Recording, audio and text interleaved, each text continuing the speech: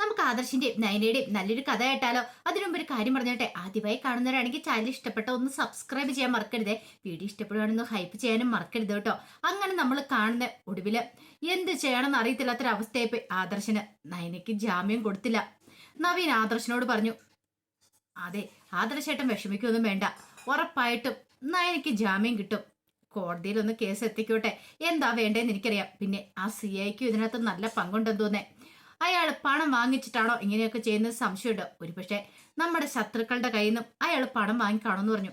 ആദർശ് പറഞ്ഞു, അവള് പ്രഗ്നന്റ് ആണെന്നുള്ള കാര്യം അറിയാലോ, അത് ഓർത്തിട്ട് എനിക്കൊരു സങ്കടം. സാരമില്ല ആദർശേട്ടാ, വിഷമിക്കാതിരിക്കാൻ പറഞ്ഞു.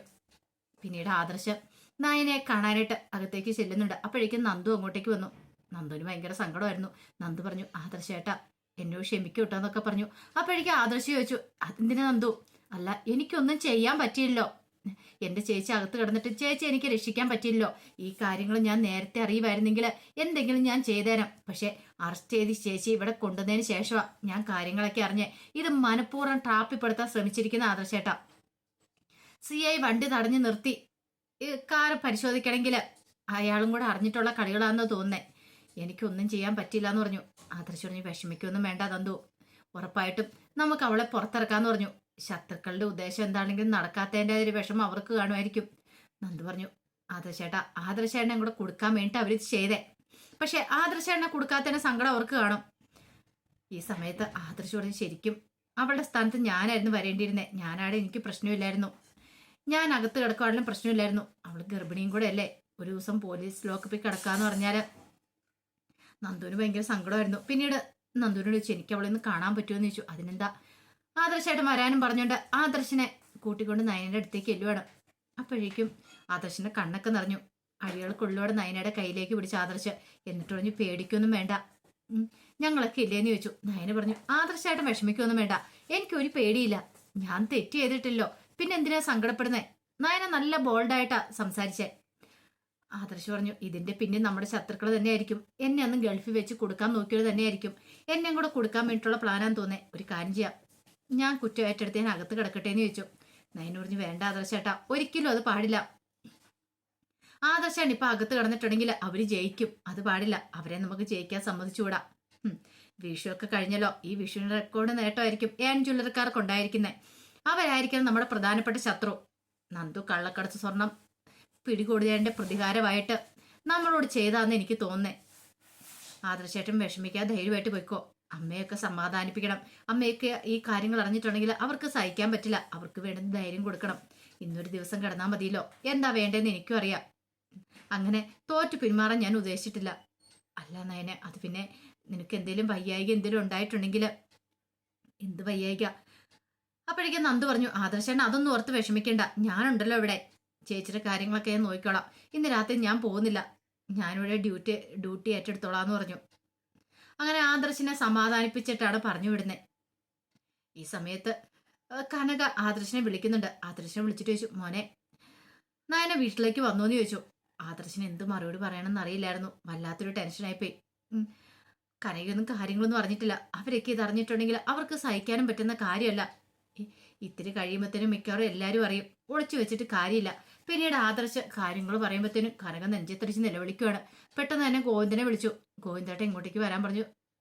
ഗോവിന്ദൻ വന്നു കഴിഞ്ഞപ്പോൾ കാര്യങ്ങൾ പറയാണ്. ഗോവിന്ദൻ ചോദിച്ചു, നയനമോളോ? ഇതെങ്ങനെ? കര പറഞ്ഞു, എനിക്കറിയില്ല, എനിക്കിപ്പോൾ തന്നെ എൻ്റെ മോളെ കാണുമെന്നൊക്കെ പറഞ്ഞ് വാശി പിടിക്കുകയാണ്. ആദ്യം നീ നന്ദുവിനെ ഒന്ന് വിളിക്കാൻ പറഞ്ഞു. അങ്ങനെ നന്ദുവിനെ വിളിക്കുകയാണ്. നന്ദുവിനെ വിളിച്ച് കാര്യങ്ങൾ തിരക്കഴിഞ്ഞപ്പോൾ നന്ദു പറഞ്ഞു, അച്ഛനമ്മയും വിഷമിക്കൊന്നും വേണ്ട, ഞാൻ ഇവിടെ ഉണ്ട്. അല്ല മോളെ, ഞങ്ങൾ അങ്ങോട്ടേക്ക് വരാം. വേണ്ട, നിങ്ങൾ ഇങ്ങോട്ടേക്ക് വന്നാലും നിങ്ങൾക്ക് ഇവിടെ നിൽക്കാൻ പറ്റില്ല. ഇത് പോലീസ് സ്റ്റേഷനിലാണെന്നുള്ള കാര്യം അറിയാലോ.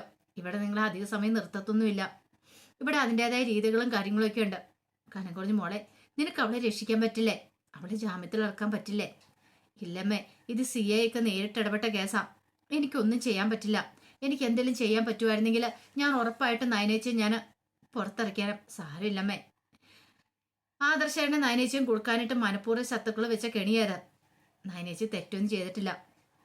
കനക പറഞ്ഞു, എൻ്റെ ഭഗവാനെ, എന്നാലും എൻ്റെ മോൾക്ക് ഇങ്ങനെ ഒരു വിധി ഉണ്ടായാലോ. അവൾ ഗർഭിണിയായപ്പോൾ തൊട്ട് അവൾ ഓരോ മനപ്രയാസം അനുഭവിച്ചുകൊണ്ടിരിക്കുന്ന ആ കുഞ്ഞു വയറ്റിലായപ്പോൾ തൊട്ട് ഇങ്ങനെ തന്നെയായിരുന്നു. ഇനി അവൾ എന്തൊക്കെ ദുരിതങ്ങൾ അനുഭവിച്ചാലാ. അമ്മ ഇന്ന് സമാധാനമായിട്ടിരിക്കുക. അച്ഛനെ കൂടെ വെറുതെ വേദനിപ്പിക്കല്ലേ. അച്ഛനെ മനസ്സ് വേദനിപ്പിച്ചിട്ടുണ്ടെങ്കിൽ അമ്മയ്ക്ക് അറിയാലോ. അമ്മ സമാധാനമായിട്ട് അച്ഛനെ കാര്യങ്ങളൊക്കെ ഒന്ന് പറഞ്ഞ് മനസ്സിലാക്കുക. ഞാനിവിടെ ഉണ്ട്, അമ്മ പേടിക്കണ്ടെന്നൊക്കെ പറഞ്ഞ് നന്ദു കോള് കട്ട് ചെയ്യുന്നേ. ആ സമയത്ത് ഗോവിന്ദൻ ചോദിച്ചു, എന്താ മോള് പറഞ്ഞെന്ന് ചോദിച്ചു. വിഷമിക്കൊന്നും വേണ്ടെന്നാ ഗോവിന്ദേട്ടാ പറഞ്ഞേ, ഇന്നൊരു രാത്രിയിൽ അവിടെ തങ്ങേണ്ടി വരുമെന്ന്. പിന്നെ നന്ദൂട്ടനുണ്ടല്ലോ അവിടെ, അതുകൊണ്ട് പേടിക്കേണ്ട കാര്യങ്ങളൊന്നും ഇല്ലാന്ന് പറഞ്ഞു. ധൈര്യമായിട്ടിരിക്കാനൊക്കെ പറഞ്ഞു. എന്നാലും കനകയുടെ നെഞ്ചു പടഞ്ഞുകൊണ്ടിരിക്കുക.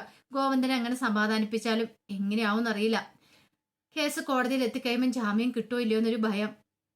ലോക്കപ്പിൽ കിടക്കാന്ന് പറഞ്ഞാൽ അത്ര ഈസി ആയിട്ടുള്ള കാര്യമല്ല. പോരാത്തന്നെ നയനെ പ്രഗ്നന്റും കൂടെ ആളുടെ സമയമാണല്ലോ. പിന്നീടാണ് ദേവേനെ ഈ കാര്യങ്ങളൊക്കെ അറിയുന്നത്. അനന്തപുരിയിൽ അവർ ഈ കാര്യങ്ങൾ അറിഞ്ഞു കഴിഞ്ഞപ്പോഴത്തേനും ദേവേനിക്ക് സഹിച്ചില്ല. ദേവേനി കരച്ചിലായിരുന്നു. ജയമന ആശ്വസിപ്പിക്കുന്നുണ്ട്. ദേവേനി നീ ഒന്ന് സങ്കടപ്പെടാതിരിക്കുക, നയനമോൾക്കൊന്നും സംഭവിക്കില്ല, ഞങ്ങൾ വേണ്ട വിധം കാര്യങ്ങളൊക്കെ നോക്കിക്കോളാന്ന് പറഞ്ഞു. ദേവേനി പറഞ്ഞു, എനിക്ക് എൻ്റെ മോളെ കാണണം, എൻ്റെ മോളെ കണ്ടേ മതിയാവുള്ളൂ. എൻ്റെ മോൾ അങ്ങനെ ഒരിക്കലും ഒരു തെറ്റും ചെയ്യത്തില്ല. ഇത് മനഃപൂർവ്വം ആരോ കുടുക്കിയതാ, അതറിയാലോ ദേവേനി. പിന്നെ നീ ഇങ്ങനെ സങ്കടപ്പെട്ട് കാര്യമുണ്ടോ? വിഷമിക്കാതിരിക്കുക, വെറുതെ ഒച്ചപ്പാടും ബേളം ഉണ്ടാക്കി ഇനി എന്തിനും വയ്യായിക്ക് വരുത്തി വെക്കണ്ടെന്ന് പറഞ്ഞു. പക്ഷേ ഇതറിഞ്ഞു കഴിഞ്ഞപ്പം ജലജിക്ക് ഭയങ്കര സന്തോഷമായിരുന്നു. ഒന്ന് തുള്ളിച്ചാടാൻ തോന്നി. തൻ്റെ മോനെ ജയിലിൽ കയറ്റാണ്ട് എന്തൊരു ചൂടായിരുന്നു. അനുഭവിക്കട്ടെ. ഇവിടെ എല്ലാരും കിടന്ന് കരയണം. തൻ്റെ മോനെ കൊണ്ട് ഇടിച്ച് ഇഞ്ചപ്പരിവാക്കി വിട്ട ആ നന്ദു എന്ന് പറയുന്നവള് അതിന് കൂട്ടുന്നായി നയനെയൊക്കെ. അപ്പൊ അവൾക്കിട്ട് പണി കിട്ടണം. അവളുടെ വയറ്റ് വളർന്ന് കുഞ്ഞങ്ങോട് പോയാൽ മതിയായിരുന്നു. അതോടുകൂടി സമാധാനം കിട്ടിയാനും എന്നൊക്കെ ഒരു ചിന്തയായിരുന്നു മനസ്സ് നിറയും. പിന്നീട് നവ്യോട് ഈ കാര്യങ്ങൾ എന്ന് പറയുന്നുണ്ട്. പക്ഷെ നയനെ ജയിലിലാന്ന് അറിഞ്ഞു കഴിഞ്ഞപ്പം, അല്ല നയനെ ലോക്കപ്പിലാന്ന് അറിഞ്ഞു കഴിഞ്ഞപ്പം നവ്യക്ക് ഭയങ്കര ബുദ്ധിമുട്ടായി. ഒന്നുമല്ലേലും ചോരയല്ലേ, ലോക്കപ്പിൽ കിടക്കാന്ന് പറഞ്ഞാൽ അതും പ്രഗ്നന്റ് ആയിട്ടിരിക്കുന്ന സമയം കൂടെ അല്ലേ. കള്ളക്കടത്ത് സ്വർണത്തിന്റെ പേരിലാന്ന് അറിഞ്ഞു കഴിഞ്ഞപ്പം ഒരു കാര്യം നവ്യക്ക് മനസ്സിലായി. ഒരിക്കലും നയൻ അങ്ങനെ ചെയ്യില്ല. അതിന്റെ ആവശ്യം നയനിക്കില്ല താനും. നയൻ ഇന്ന് വരെ അങ്ങനെ മോഷ്ടിക്കോ അങ്ങനെ ഒരു പരിപാടിക്ക് പോയിട്ടുമില്ല. ഇതാരോ മനഃപൂർവ്വം കരുതി കൂട്ടി ചെയ്തെന്നുള്ള കാര്യം മനസ്സിലായി. ജലജ പറഞ്ഞു, നല്ല കാര്യമോ മോളെ, കിടക്കട്ടകത്ത്.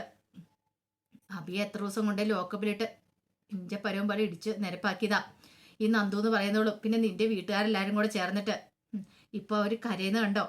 ആദർശിനെ ജയിലിലാക്കാൻ പറ്റാത്തതിന്റെ ഒരു സങ്കടം ഉണ്ടായിരുന്നു അബിക്കും ജലജയ്ക്കും ഒക്കെ. പക്ഷെ നയനെ അകത്തായെന്ന് അറിഞ്ഞു കഴിഞ്ഞപ്പോഴത്തേനും അവർക്ക് ഭയങ്കര സന്തോഷമായി. സന്തോഷം കൊണ്ട് ഒരു തുള്ളിച്ചാടണം തന്നെ തോന്നി.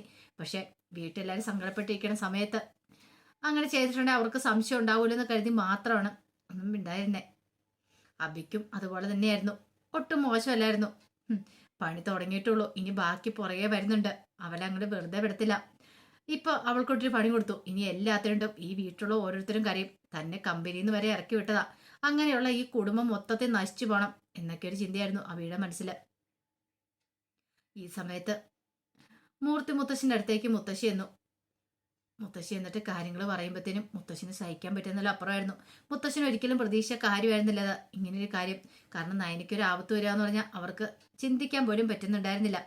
എങ്ങനെ ഏത് വിധേയം തന്നെ നയനെ പുറത്തിറക്കണം എന്നൊക്കെയാണ് മുത്തശ്ശനും മുത്തശ്ശിയോട് പറയുന്നത്. അപ്പം അതിൻ്റെ വിശേഷങ്ങളൊക്കെ നമ്മൾ കാണാൻ പോലെ എന്തൊക്കെയായാലും ഒടുവിൽ രക്ഷിക്കുക തന്നെ ചെയ്യും. നയനെ കുടുക്കിയതാന്നുള്ള സത്യങ്ങളൊക്കെ പുറത്തു വരും. അധിക ദിവസമൊന്നും നയനെ അങ്ങനെ ലോക്കപ്പിലിടാനോ ഒന്നിനും സാധിക്കില്ല. എനിക്ക് ജാമ്യം കിട്ടുകയും ചെയ്യും, കള്ളത്തരങ്ങളൊക്കെ പുറത്തു വരികയും ചെയ്യും. അപ്പോൾ അതിൻ്റെ വിശേഷങ്ങൾക്കായി നമുക്ക് എല്ലാവർക്കും കാത്തിരിക്കാട്ടോ. ഒരിക്കൽ കൂടി എല്ലാവർക്കും ശുഭരാത്രി നേർന്നുകൊണ്ട് നിർത്തുന്നു.